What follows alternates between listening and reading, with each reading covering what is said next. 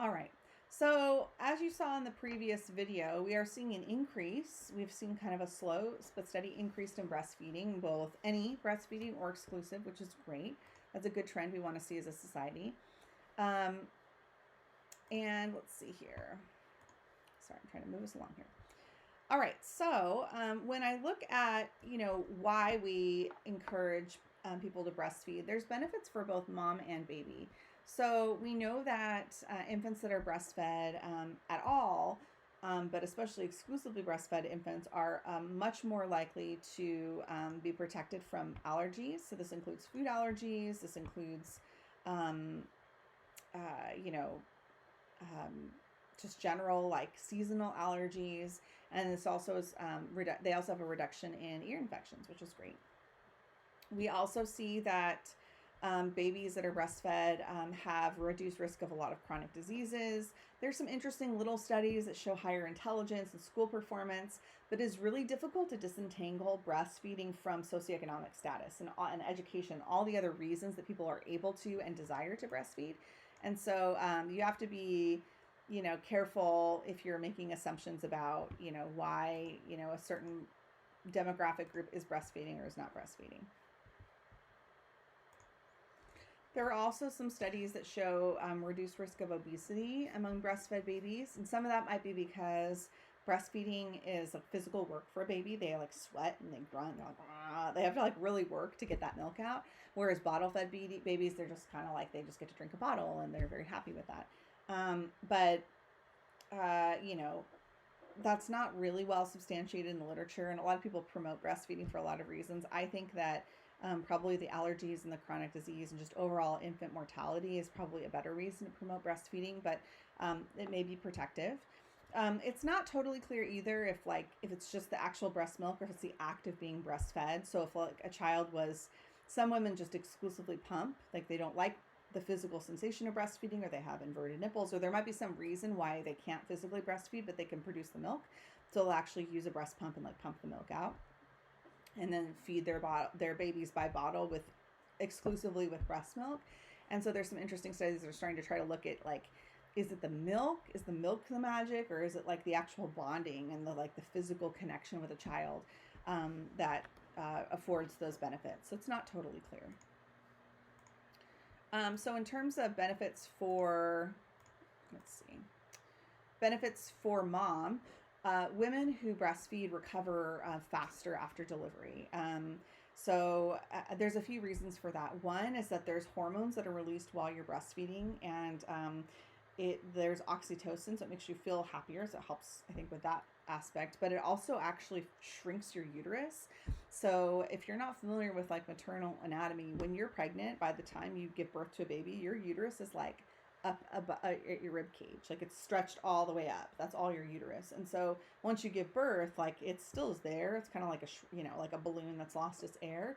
And when you breastfeed, I remember when I breastfed, you could physically feel the contractions in your stomach. They're not painful like when you're giving birth, but it's like the breastfeeding releases hormones that help it contract down and shrink down. So people have less bleeding and they just seem to like, I think, bounce back a little bit faster when they're able to breastfeed.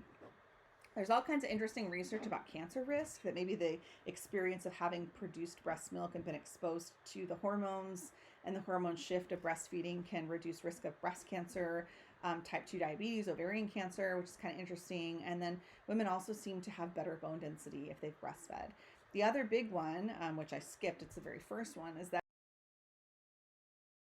it depends on the woman, but it can be up to like 500 or significantly more, depending on how much you're making a day. So if you think about 500 extra calories that you could be burning a day by breastfeeding, it means you get back to your postpartum, your prepartum, your pre-pregnancy weight faster, which is really important from a public health perspective when we think about obesity risk. One of the number one reasons that women become obese is that they can't lose the weight from a pregnancy, and then they have multiple pregnancies and that weight just kind of follows them. All right. Okay, so other benefits for moms, we see strong emotional bonds, and there's some interesting studies. I think there was I want to say it was in Russia, there was a study that found that women that had were encouraged to breastfeed, like in a certain region or district or county, at the at the hospital right then and there was a significantly lower rate of infant abandonment. So there seemed to be some emotional connection with breastfeeding a child, so it helps you bond with your baby. Not everybody has a baby and feels like, oh my gosh, I just love it so much. In fact, some people have a really hard time, and so because it's just this like little creature that cries and they don't give a lot back for the first like month or couple months, but like they don't smile and things like that. So emotionally, for some people that have been so excited to have babies, that can be a real like letdown. And so I think, and also people are struggling too with postpartum hormones, so that can be something that helps people. Again, a decreased risk for postpartum depression. That doesn't mean that people that breastfeed won't have it. They do. I've had friends that had severe postpartum depression and they were like the breastfeeding warriors. So it's not like a magic amulet or something, but it is helpful. And then also, there's a lower risk of ear infections for babies that are breastfed, so that does save money in the long term, and also, saves money if you're not buying formula. So I do want to pause and just take a moment to say that, like, when I was in grad school, all of my papers were all about breastfeeding. I was like the breastfeeding nut, and I'm still super pro breastfeeding. I breastfed my kids for I think a little over a year for both of them, and I did all the stuff. But I did find from my own experience when I actually had to breastfeed and work at the same time that breastfeeding is not free. So sometimes people are like, "Oh, breastfeeding's great; it's free," but it's not actually free. So you get a breast milk pump, which is like a few $100s, and then you have all these little parts that you have to buy for the pump to work. There's these little tabs that go in the bottles for the pumping, and you have to replace them like every month, and each one's like $5. And if you have a few pieces, it can be like, I don't know, 50, I don't know, 50 or $60 in a year just for those little tabs. The bottles are a little bit more expensive. There's a ton of washing that's involved. So the time, if you think about like time as money, I wouldn't say breastfeeding is cost neutral, because you do have to have some equipment to do it. Now, it could be totally free, I guess, if you didn't pump at all and you were just with your baby 24/7, and could nurse them. And I think that is, a little bit easier. It's a little harder to do that, but some people do. But for working women, that's not feasible. So I just show you this little graphic here. I'll move my head. So you can see formula, obviously the cost of formula is expensive. So you look at this graphic, formula can be up to $2,000 a year to purchase the formula. And then, buying bottles and nipples costs some money. So they say breast milk is free. The milk is free. But, you might have to consult with a lactation consultant. I had to twice. Buying the breast pump, which thankfully the Affordable Care Act had required insurance companies to offer it. Unfortunately, the Trump administration has kind of like loosened some of those requirements because they are expensive, but still most people can get coverage, or you can rent them. You can rent like a hospital grade one that kind of like is on like wheels. So you couldn't take that with you. It's not portable.